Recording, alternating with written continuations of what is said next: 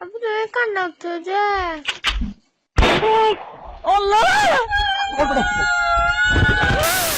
আপনাদের কি 2018 সালে ইকরামুল হক হত্যাকাণ্ডের কথা মনে আছে? ওই যে যাকে ক্রস ফায়ারে দেওয়া হয়েছিল মাদক বিরোধী অভিযানে, আর ওর মেয়ের সাথে একটা ফোন কল সেটা ফাঁস হয়ে যায়। সেই ঘটনা অনুপ্রেরণায় রায়হান রাফি নির্মাণ করেছেন আমলনামা। এখানে অভিনয় করেছেন জাহিদ হাসান, কামরুজ্জামান কামু, তমা মির্জা, সারিকা, আর একটা চরিত্রে ছিলেন গাজী রাকায়েত। এই সিনেমাটার গল্প দুইটা পরিবারের গল্প।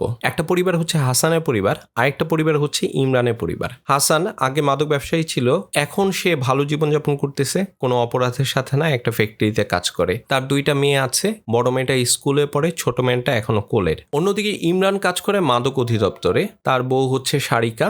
সারিকার ক্যারেক্টারটা হচ্ছে প্রেগনেন্ট, সে আশা করতেছে একটা সন্তান। ডাক্তার তাদের বলেছে যে সন্তানটা মেয়ে হওয়ার সম্ভাবনা আছে।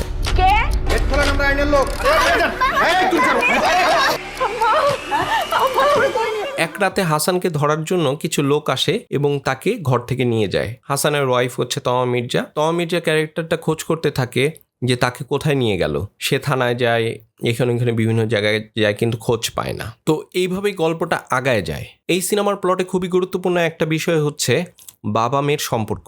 এখানে হাসানের সাথে হাসানের মেয়ের সম্পর্ক, কিংবা ইমরানের অনাগত যে মেয়েটা, যার নাম খোঁজার জন্য মোটামুটি অস্থির হয়ে যায় ওরা পরিবারের সবাই, সেইটাই হচ্ছে গল্পের মূল বিষয়।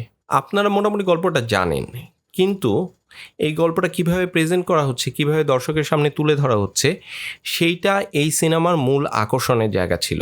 পরিচালক এখানে এই হত্যাকাণ্ডের সাথে যুক্ত যে মোরাল কনফ্লিক্টটা, সেইটাকে তুলে ধরেছেন। দেখেন, আমাদের দেশের মানুষরা কিন্তু আইন নিজের হাতে তুলে নিতে পছন্দ করে। মানে আইন ব্যবস্থা খুব ভালো মতো কাজ করে না বলে দেখা যায় যে মানুষই অপরাধের বিচার করতেছে। এই দেশের মানুষ এখনো চোর ধরার পরে পুলিশকে দেওয়ার আগে তারা গণধুলাই দিয়ে নেয়। আইন শৃঙ্খলা বাহিনী দ্বারা একটা ক্রস ফায়ারের ঘটনা ঘটতেছে, কিন্তু এইটার পেছনে যে মোরাল সাপোর্টটা, সেটা কিন্তু এই দেশের মানুষ দিচ্ছে। এই কারণেই রাষ্ট্র এই ধরনের অপরাধ, এটাকে আমি অপরাধী বলবো, এই ধরনের অপরাধ করে থাকে। বিচার বহির্ভূত হত্যাকাণ্ডগুলো ঘটে, ক্রস ফায়ারের মতো ঘটনা ঘটে। ইকরামুল হকের ঘটনাটা তখনকার সময় আমাদের মধ্যে ব্যাপক আলোড়ন তৈরি করছিল। মেয়ের সাথে যে কথা বলার কল রেকর্ডটা, সেটা ফাঁস হয়ে গেছিল। সেটা যদি ফাঁস না হইতো তাইলে কি হইতো? আমাদের মধ্যে কোনো অনুভূতিও তৈরি হতো না। এই ব্যাপারটা মানুষের চোখের আড়ালে পড়ে যেত। নয়তো ক্রস ফায়ার ঘটনা তো অহরহ আমাদের দেশে হয়েছে। ক্রস ফায়ার দিয়ে মারা হচ্ছে একটা ট্রেন্ডই চালু হয়ে গেছিল। আমাদের যে রাষ্ট্রের যে নিরাপত্তা বাহিনী, তারা অপরাধ দমন করার একটা সহজ উপায় হিসেবে ক্রস ফায়ারকে বেছে নেয়। একটা অন্যায়কে দমন করার জন্য আপনি আরেকটা অন্যায় করছেন, আপনি যে অন্যায়টা করতেছেন তার বিচারটা কেমন করে হচ্ছে।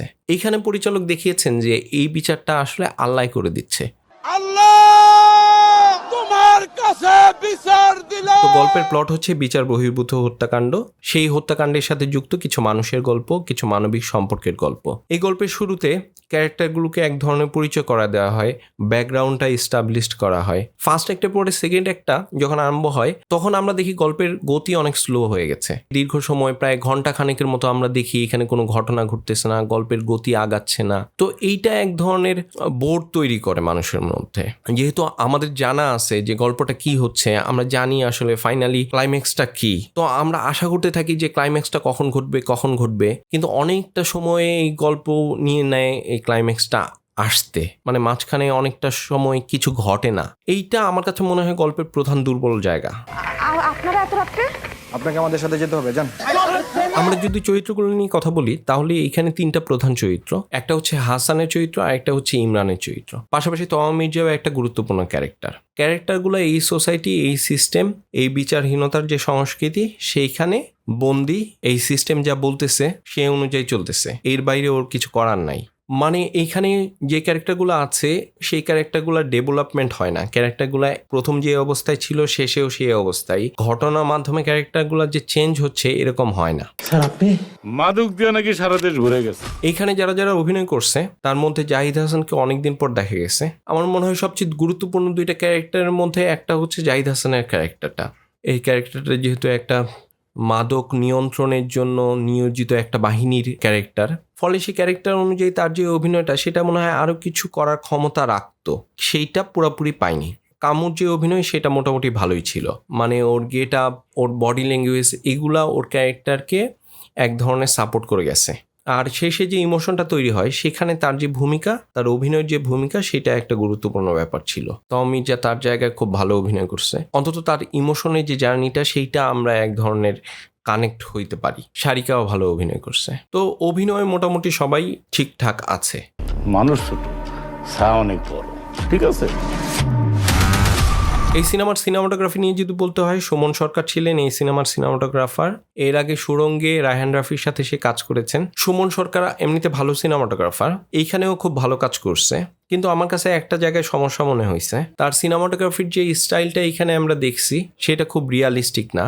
এখানে খুব সুন্দর ফ্রেমের দিকে তার নজর ছিল, গল্প অনুযায়ী যে সিনেমাটোগ্রাফি সেইটা আমরা এখানে পাইনি। কিছু হোয়াইট শট আমরা দেখতে পারি যেগুলো খুব ভিজুয়াল সুন্দর। কালারে একটা গ্রিন টোন ছিল যেটা খুব সিনেমাটিক মনে হয়েছে।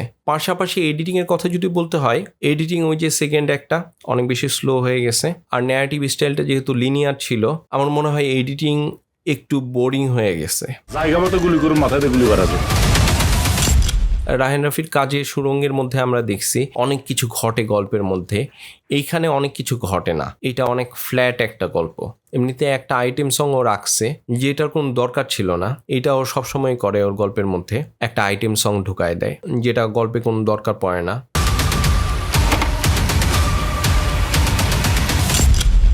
তো সবশেষে যেটা বলতে চাই, আমলনামা সিনেমাটার গল্পটা খুব ইমোশনাল। এই বর্তমান সময়ে এই ধরনের গল্প নির্বাচন খুবই সাহসী কাজ। এই ধরনের গল্প মানুষ বলতে চায় না। রাষ্ট্রের বিরুদ্ধে, নিরাপত্তা বাহিনীর বিরুদ্ধে অবস্থান নিতে কেউ সাহস করে উঠতে পারে না। সেক্ষেত্রে রায়হান রাফি সেই চেষ্টাটা করতেছে, এটার জন্য ওনাকে সাধুবাদ। গল্পের বিষয় হিসাবে এটা একটা ভালো নির্বাচন, কিন্তু গল্প বলার স্টাইলটা আমার কাছে ভাল লাগে নাই।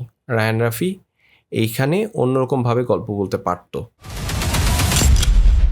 এই হলো আমার আমলনামার রিভিউ। আপনারা সিনেমাটা চরকিতে গিয়ে দেখতে পারেন, দেখে জানাতে পারেন আপনাদের কাছে কেমন লাগলো।